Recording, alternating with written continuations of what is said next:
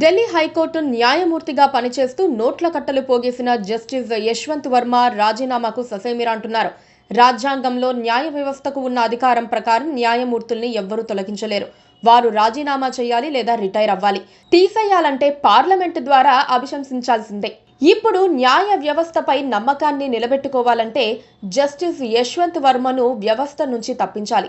కానీ ఆయన తాను తప్పు చేసినట్లుగా అంగీకరించేందుకు సిద్ధంగా లేరు. అందుకే అభిశంసించాలని నిర్ణయించారు. జస్టిస్ యశ్వంత్ వర్మ తప్పు చేసినట్లుగా సుప్రీంకోర్టు విచారణ కమిటీ తేల్చింది. రాష్ట్రపతికి నివేదిక సమర్పించింది. అయితే ఆయనపై చట్టపరమైన చర్యలు తీసుకోవడానికి అవకాశాలు లేవు. అందుకే ఆయన రాజీనామా చేయాలని కొలీజియం ద్వారా సమాచారం పంపినట్లుగా చెబుతున్నారు. జస్టిస్ యశ్వంత్ వర్మను అలహాబాద్ హైకోర్టుకు బదిలీ చేశారు. కానీ అక్కడ ఆయనకు ఎలాంటి విధులు అప్పగించలేదు. ఆయన తన డబ్బు కాదని వాదిస్తున్నారు. ఆయన డబ్బు కాకపోతే ఆయన ఇంట్లో ఉండే అవకాశం లేదు. ఎలాగైనా బుకాయించవచ్చు. కానీ ఇక్కడ ఆయనను తప్పించడం అంత తేలిక కాదు. సొంతంగా వైదొలిగితే తప్ప. కొలీజియం న్యాయమూర్తులు నియమించేందుకు సిఫారసు చేయగలదు తప్ప తీసేసేందుకు సిఫారసు చేయలేదు. మహా అయితే బదిలీకి సిఫారసు చేస్తుంది. తీసేయాలంటే ఖచ్చితంగా పార్లమెంట్లో అభిశంసన చేపట్టాల్సి ఉంటుంది. యశ్వంత్ వర్మ విషయంలో అభిశంసన చేపడితే ఏ ఒక్క పార్టీ వ్యతిరేకించకపోవచ్చు. కానీ అలాంటి ప్రక్రియ వరకు జస్టిస్ యశ్వంత్ వర్మ తెచ్చుకుంటారా లేకపోతే వైదొలుగుతారా అన్నదే ప్రశ్న. కానీ ఆయన రాజీనామాకు ససేమిరా అంటున్నారు కాబట్టి ఆయనను తప్పించడానికి అభిశంసన ఒక్కటే మార్గం. ఈ ప్రక్రియకు సన్నాహాలు చేస్తున్నారని చెబుతున్నారు. జస్టిస్ వర్మకు మద్దతుగా ఇప్పటి వరకు ఏ పార్టీ మాట్లాడలేదు. ఆయన తప్పు చేయలేదని ఎవ్వరూ చెప్పలేదు.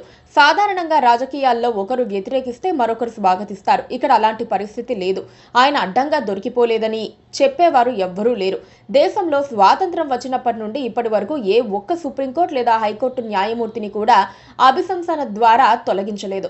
రాజ్యాంగంలోని ఆర్టికల్ 124(4) మరియు 218 ప్రకారం ప్రూవ్డ్ మిస్బిహేవియర్ లేదా అసమర్థత ఆధారంగా న్యాయమూర్తులను తొలగించే ప్రక్రియను పార్లమెంట్ 2 సభలలో 3వ వంతు మెజారిటీతో ఆమోదించాలి. ఇప్పటి వరకు 6గురిపై అభిశంసన ప్రక్రియ ప్రారంభించారు. 1993లో సుప్రీం జస్టిస్ వి రామస్వామిపై అభిశంసన పెట్టినా కాంగ్రెస్ మద్దతివ్వలేదు. ఆయనపై కూడా అవినీతి ఆరోపణలు ఉన్నాయి.